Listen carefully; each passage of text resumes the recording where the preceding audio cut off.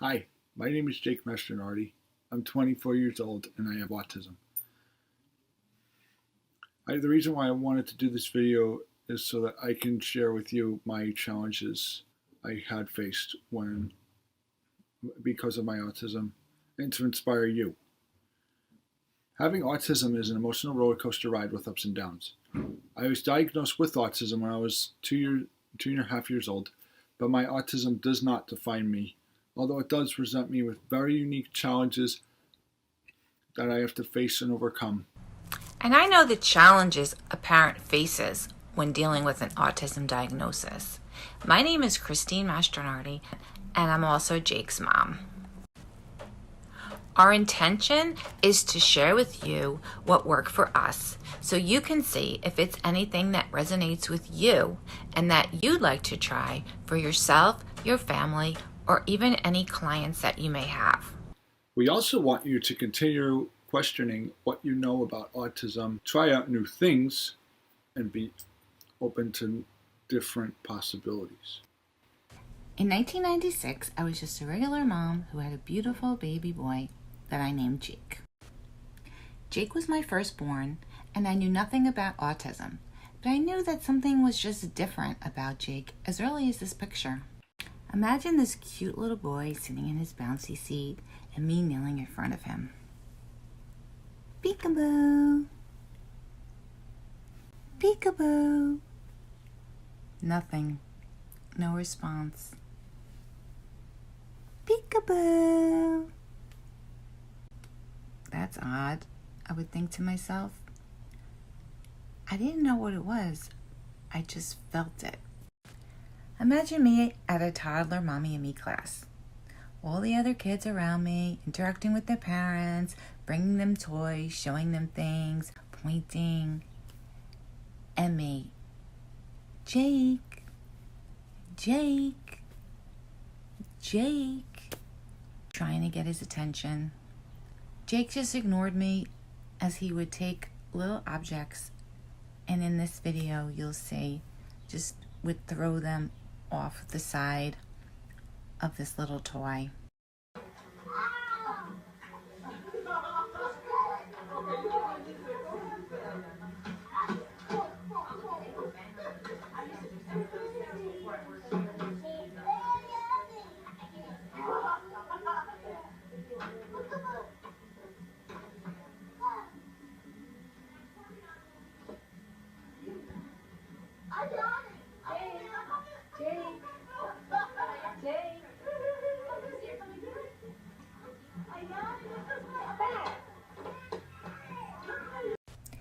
My mother wondered if he was deaf. There were other signs. Jake was more interested in objects than people. He would roll his car back and forth for hours, just watching the wheel spin. He would tantrum at the slightest change in routine. Jake had echolalia. He repeated the words back that were said to him. We headed to our first of many neurological visits. This slide is intentionally left blank because the diagnosis was a dark time, filled with sadness, anger, depression, and grief. But don't worry, because the story has a very happy ending. This photo of me was taken in San Diego after our first presentation at the Love and Autism Conference. It began with the unknowing, and the unknowing was a scary time. Looking back for me personally, the dark time was about the unknowing, not knowing what the future held. The unknowing is scary. Is child going to be able to communicate with me? Would he ever be able to go to a typical school, graduate, have a friend, get a job, get married, be successful in life? What I was ultimately concerned about for Jake was for him to have a good quality of life, autonomy, relatedness, and well-being. And a good measure of whether or not the current autism treatment methods are working. Unfortunately, though, according to current research, individuals on the spectrum are not obtaining the quality of life that they so deserve. Existing studies have failed to support the hypothesis that adults with high-functioning autism have better employment outcomes today than they were in 1992. Oh, this is over 25 years ago. 2 of 68 individuals are working for full salary. Individuals with autism are working for full salary at adulthood. Most employed individuals with autism are working in part-time jobs on average 5 hours a week. Only 14.3% of individuals with autism achieved sustained employment. And employed transition, aged adults consistently worked fewer hours and earned lower wages than those in the overall population. This is individuals with autism.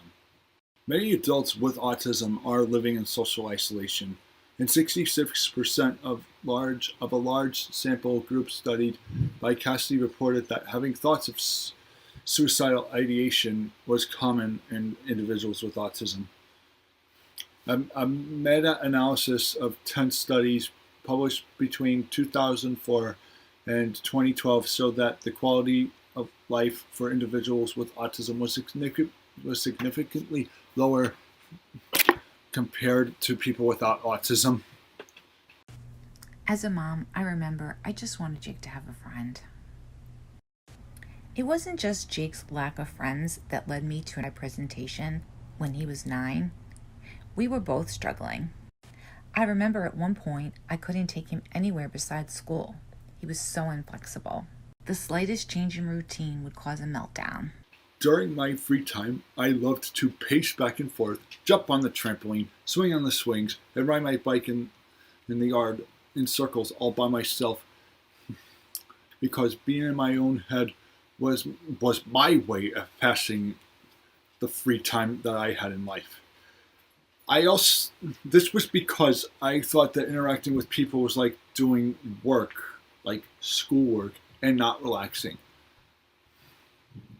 And this is because when I am by myself, I could do what I want to do when I wanted to do it, and nobody was there to tell me otherwise. When doing these self-isolating activities, I had replayed scripted movies and video games in my head. He engaged in frequent self-stimulatory behaviors and self-isolating play that cut him off from engaging with others and learning from his world. He would swing on the swing for hours or jump on the trampoline. No matter what objects I took away from him, he would replace it with something else. I took away the trampoline, I took away the swing. He then began just pacing back and forth, using his own body. I couldn't take that away from him. I didn't know at that time that the problem was that Jake just did not want to be challenged. He wanted to keep everything the same. He could not handle challenge. I went to an art presentation looking for answers, and this is what I found. Teaches parents how to guide dynamic growth and development for their children with autism by restoring a mind-guide relationship. That was so empowering for me as a parent, that there actually was something that I could do. If we look at current brain-based research, we know that neural integration is possible and that we achieve neural integration through engagements that we have with others. Our brain is an experience-dependent organ, and by engaging with our child, we can impact their neural development. So you can see how important it is and was for me to get engagement from Jake.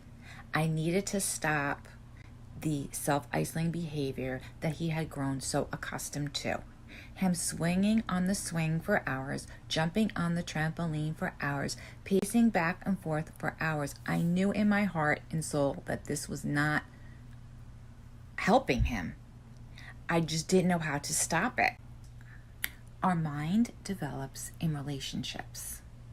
It is within relationships that we exchange the energy and information that fuels the ongoing improvement in our mental and neural operating system. So what this means is we need two people coming together in an engagement, and the energy between them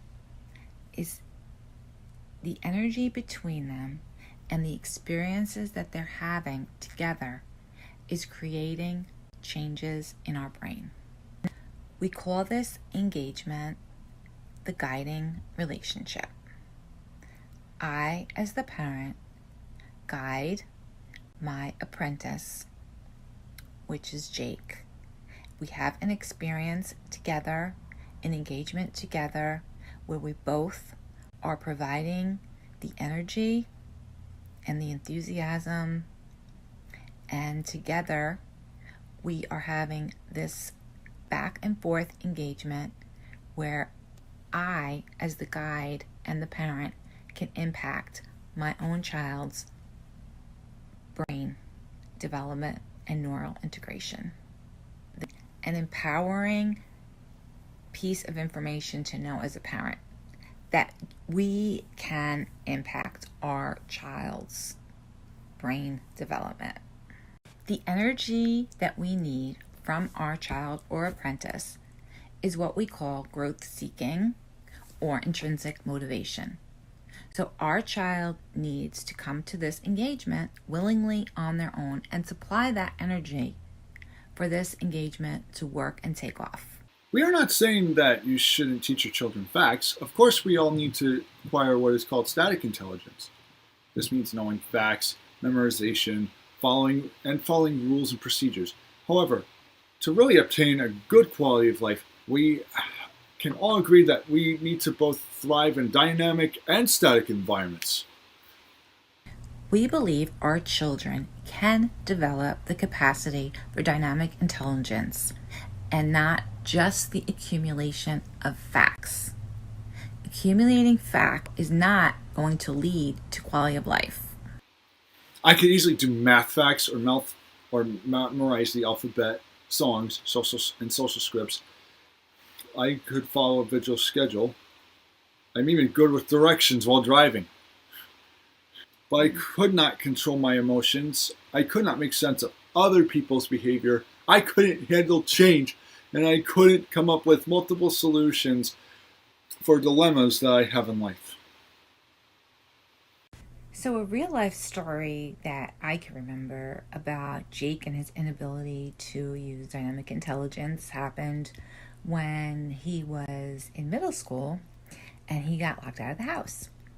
So I don't remember the exact circumstances of why he was locked out of the house and where I was, but when I came, I wasn't expecting him to be home, and when I got home, he was sitting on the porch, and I was like, Jake, what happened?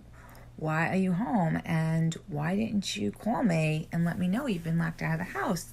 I wasn't sure how long he had been sitting there. And he said, I did call you. I said, well, I didn't get the message. And he said, I left a voicemail for you. So I was like, well, Jake, I didn't even know there was a voicemail there, so I had no idea that you were locked out. Well, why didn't you try to call me again? Or why didn't you text me? Or why didn't you call grandma or your aunt? You know, you could have even went to our neighbor, our neighbor had a son his age. You could have went, and we were very friendly with her. You could have went there and rang her bell and said, I'm locked out. But the thing was, he didn't know he had multiple resources. He didn't realize he could do more than one thing. He thought, I call my mother, I leave a message, and then I wait. So he had no way to access different multiple ways to try to let me know, hey, I'm locked out of the house. And that was scary to me, to realize that he would not have a backup plan or even try. He wouldn't think, oh, let me try another way to reach her. I didn't get her, so let me try another way to get to my mom or find an alternate way to get in the house or get safe. So that was a little bit scary and a wake-up call. Another example of Jake not using dynamic intelligence and just doing something in a static way was one day I was at the school picking him up from school because of a big storm. So there was a big storm. It was raining, pouring raining. I pull up to the school and I'm waiting for Jake across the street from the school right by the door. And all the kids are running across the street, jumping into their parents' cars. And I see Jake come out and I see him proceed to start walking down the street. And I'm like, where is he going? What is he doing? Doesn't he see me? And he did see me. And he went all the way down the street, crossed at the crosswalk, and had to come all the way back up to our car. He was drenched. I said, Jake, why didn't you just run across the street? I said, Jake, why didn't you just run across the street to my car? It's pouring raining out. But he had to follow the rule. The rule was you cross at the crosswalk. Every other high school student was not following that rule that day, but he did, because that is how his brain was working in a static one way. He wasn't looking at the whole situation that it is pouring raining out. I have to be safe and cross the street, but I can cross here because it is a downpour. Internally motivated, and for them to develop dynamic intelligence, to be able to problem solve and succeed in the world. We want them to be the best they can be. We want them to develop their mind, develop dynamic intelligence, and to be able to achieve quality of life. I was ready to be empowered, and it was emotional to me because Jake was 9, and at this time I was beginning to accept that my life would never be calm and I would always be subject to the autism and the effects of the autism. But I had to try, so I took a leap of faith, and I'm so glad I did. We began with the relationship development assessment, and in this video you can see I was instructed not to interact with Jake, not to say anything or do anything. And Jake did what he always did. Nothing. He didn't initiate. He didn't ask me to play. He basically sat there and then just began to make noises and go into his own world.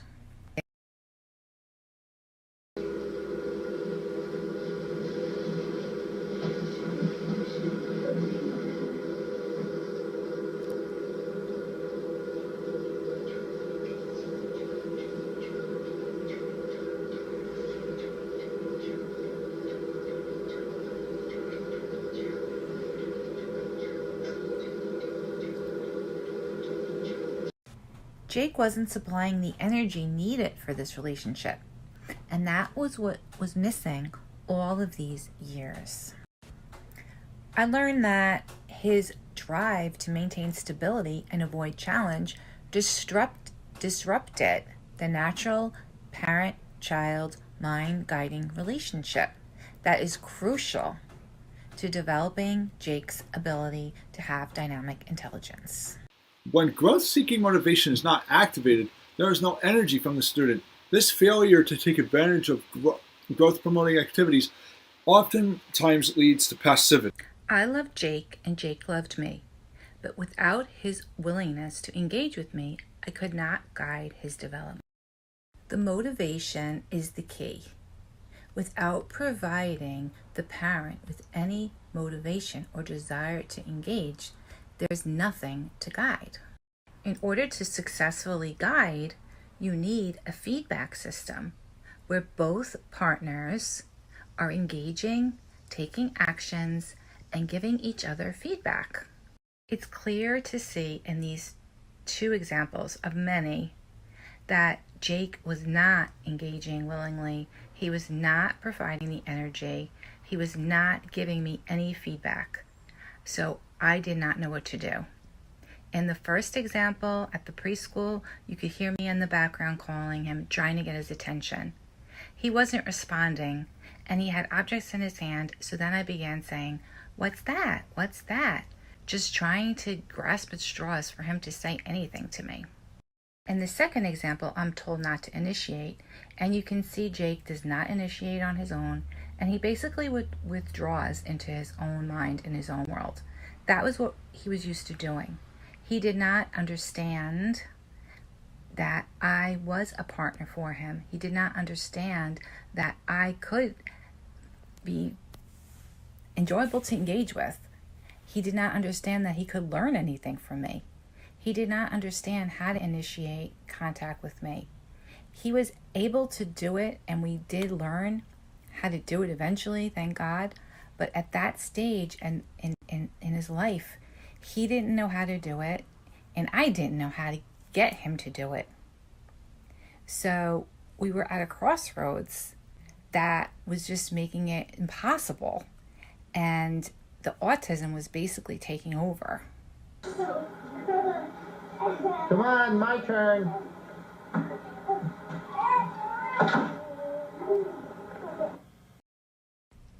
Unfortunately, passivity becomes active disengagement. And that is exactly what happened with Jake.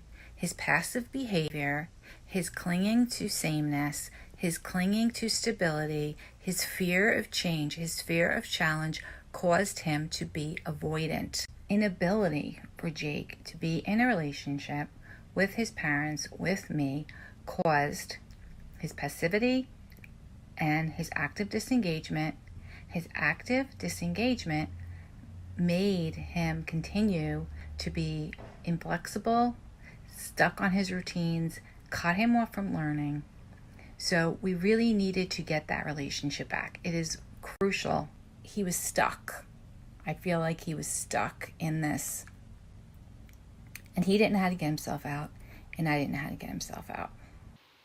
Failure of growth seeking to become a dominant intrinsic motivation causes the disruption of the mind-guy relationship. I surely felt helpless, and I didn't know what to do.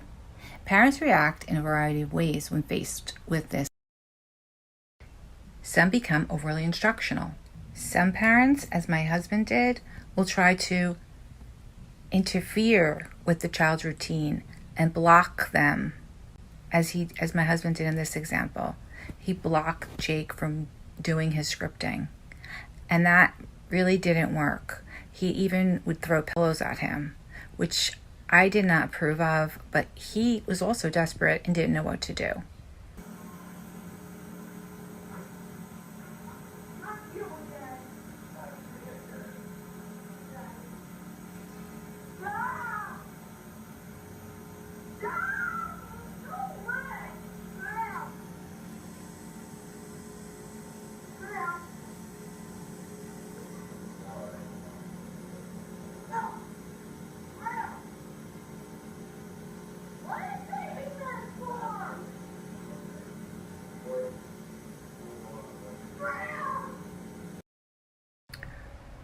I was the walking on eggshells parent. I didn't know what to do either. I walked on eggshells trying to avoid Jake's tantrum. I really did not want to engage with anybody because I did not see value in being with other people. I just wanted to stay in my own little bubble where I did not feel challenged. So therefore, I only saw value in engaging my solitary play because it made me feel free from challenge and was my safe zone. I wanted to stay in that safe zone, and being with people made me feel challenged. And that's why I would keep withdrawing from people. And life goes on. I had 2 other children I had to attend to. So when Jake was not engaging with us, he would be left to it on his own, and I would be left feeling guilty. When static accumulation isn't balanced with dynamic growth, the brain develops in abnormal ways. What happens instead are symptoms of loss of the guiding relationship. These include repetitive behavior, fascination with objects, isolation, rigidity and inflexibility, and loss of dynamic mental growth.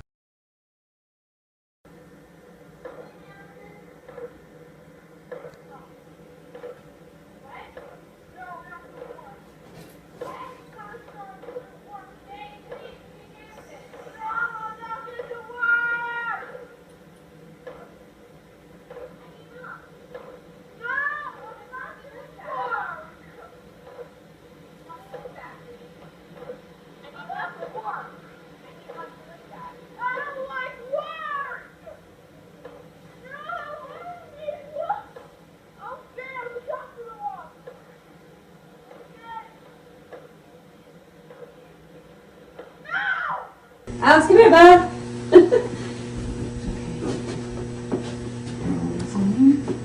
Oh, okay, that's your reward. Look at the top. Okay. The good news is we can change the experience and activate growth seeking and restore the mind guiding relationship. I learned how to do just that. I learned how to be a guide to Jake. I learned how to set up an engagement where Jake and I could become mutually responsive. The key is to let our children act and think on their own. We need to slow our pace, sometimes dramatically, to allow our children to feel personal agency, that they are taking an action to move towards us. It has to come from within them. We set up guiding engagements where Jake began to feel confident and connected. Embedded within the engagements were patterns that Jake began to recognize. As his confidence increased, his motivation to engage with us increased. We used simple frameworks. I do it, you do it, we do it at the same time, or we do complementary frameworks. We had a clear role and we had a clear pattern. That helped Jake to feel confident and he did not withdraw. We began to develop a consensual frame that was built on trust, confidence, and motivation. We had the same excitement, the same expectation that had nothing to do with any one activity. It was the desire to be part of this relationship. It was the development of the we. We began to build positive memories of being in sync. Now Jake is moving towards me instead of away from me, and it feels good. We worked on coordinating movements. We worked on co-regulation. You can also do this with your child. Once we had engagement, we gradually added variations. Jake began to understand that he can find the similarity in difference. He began to realize that change wasn't so scary after all. He began to enjoy challenge and novelty and seek it out. Much to my surprise, one day Jake made his own version of a story called Baker Baker Dessert Maker, where Cookie Monster decided to make something different. Now this was really amazing to me because it was just showing me how he was encoding the feeling of it being okay to do something different. And this is from someone who is very rigid, very stuck on their own routines. So it was a really big moment for me and him. We worked on co-regulation, where I moved my body and Jake moved his body toward me. We coordinated our movements, but we also were adding our own variations to our routines, to what we were doing. We used our own body to come up with ideas. We were co-regulating with each other. Guides also leave room for experience sharing, where our apprentice has an experience of their own. Like in this example, Jake had a strike. We were bowling. He had a strike. And he turned around and looked at me and raised his hands like, "Look, Mom, I got a strike." So there he's sharing his experience and his excitement with me. And again, Jake is now initiating engagements. In this video, we're playing cards. He willingly comes to play. And then when we're done, instead of running off, he says, "Let's play again." Let's play again. Good. Okay, let's go. And you could see how important this was when you look back and see how Jake did not ever initiate with me. So now he was able to come to the engagement willingly, engage with me, and then give his own input into what we were doing in response to what I was doing. So it was that give and take, that back and forth, that co-regulation that really helped him be able to have this relationship with me and and learn and develop and grow. His ability to come up with ideas then carries over to siblings. He begins playing with his siblings, interacting with them as well. He moves to peer interaction. He's really starting to have the ability to have a friend and be a friend. Not only was he engaging, but he wanted challenge. He sought out challenge. In this video, he's proudly showing me how he made a different recipe, and it was his idea. I managed them all by myself. And whose idea was it to do it? Mine. Cool. You gonna rate it? Yeah. Okay, what are you gonna give it? A plus. A plus. Okay, so, A for awesome. all right, let's see. Apple pie was an A. And lo and behold, his self-stimulatory behavior stopped. Once he was engaging in his world, engaging with me, engaging with his siblings, engaging with peers, autonomously engaging in activities, he didn't need to mindlessly pace for hours.